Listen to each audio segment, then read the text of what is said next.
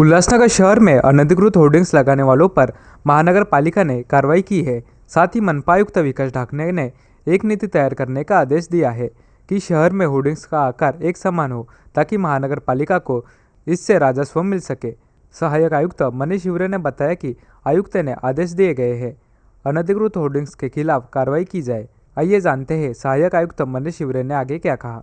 माननीय आयुक्तांनी त्याबाबत बैठक घेतली अनधिकृत पोस्टर्स होर्डिंग्स बॅनरबद्दल आणि त्याचा आढावा घेतला।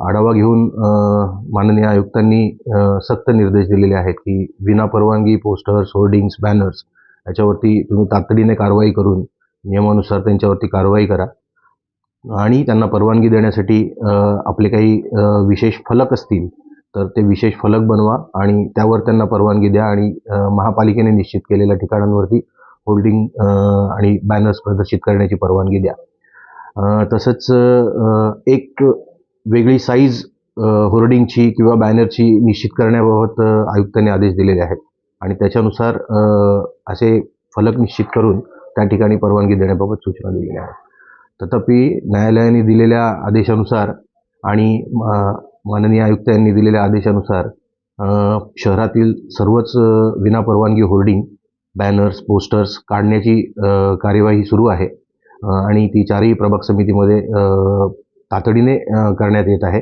आणि प्राधान्याने त्याच्यावरती काम चालू आहे आणि परवानगी देऊनच असलेले पोस्टर्स होर्डिंग्ज आणि बॅनर्स शहरात दिसतील। त्याच्यामुळे शहराचं जे विद्रुपीकरण होत आहे त्याच्यावरती आळा बसणार आहे।